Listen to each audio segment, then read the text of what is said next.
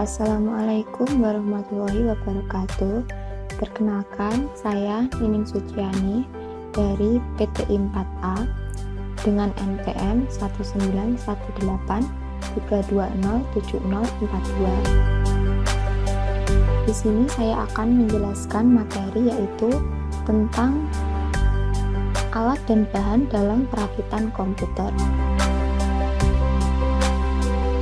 Apa itu alat dan apa itu bahan? Nah, pertama, pengertian alat dan bahan. Alat adalah benda yang digunakan untuk mempermudah pekerjaan, sedangkan bahan adalah barang yang dibutuhkan untuk membuat sesuatu. Nah, selanjutnya, apa saja yang kita butuhkan dalam perakitan komputer? Nah, yang pertama, obeng plus. Obeng plus berfungsi untuk melepas dan memasang baut plus yang digunakan saat merakit komputer.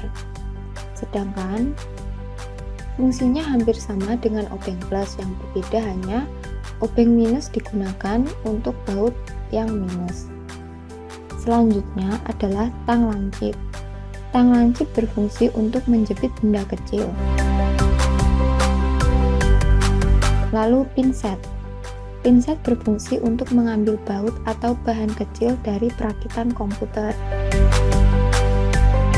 Selanjutnya adalah gelang antistatik. Gelang antistatik adalah alat yang digunakan untuk mencegah pengosongan elektrostatik. Lalu multimeter atau multitester. Multimeter atau multitester adalah alat untuk pengukuran tegangan.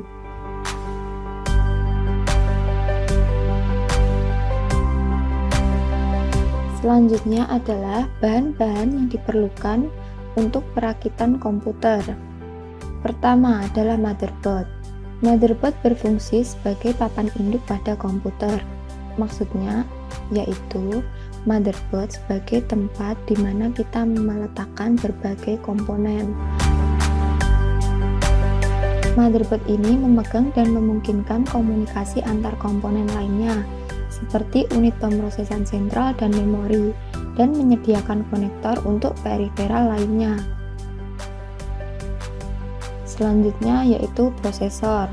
Prosesor berfungsi sebagai otak komputer atau mengendalikan operasi komputer dan melakukan fungsi pemrosesan data, menjalankan proses informasi pada komputer, memberikan perintah kepada tiap komponen komputer.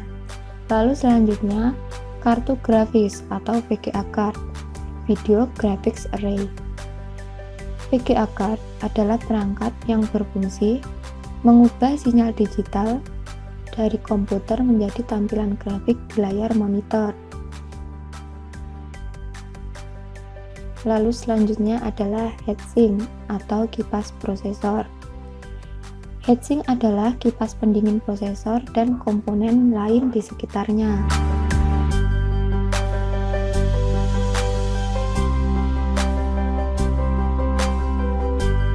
Lalu selanjutnya adalah hard disk. Hard disk berfungsi sebagai penyimpanan data untuk meningkatkan kinerja komputer. Selanjutnya adalah CD atau DVD-ROM. CD atau DVD-ROM adalah alat yang digunakan untuk menyimpan file dari komputer ke CD atau DVD, dan juga bisa mengambil file dari CD atau DVD untuk dipindah ke komputer. Selanjutnya adalah memori atau RAM, berfungsi sebagai penyimpanan data sementara. Data sementara yang dimaksud adalah ketika komputer sedang beroperasi, maka perintah-perintah akan disimpan di RAM.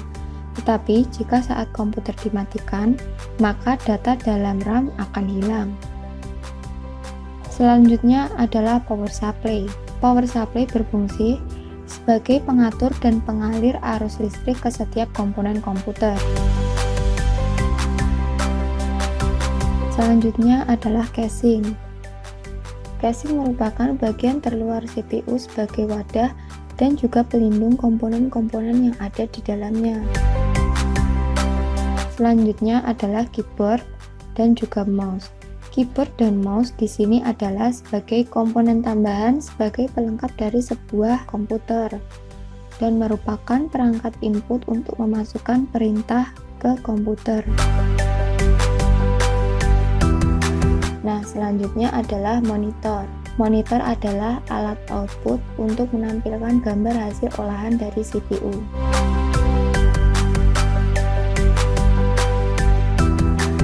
Sekian materi dari saya.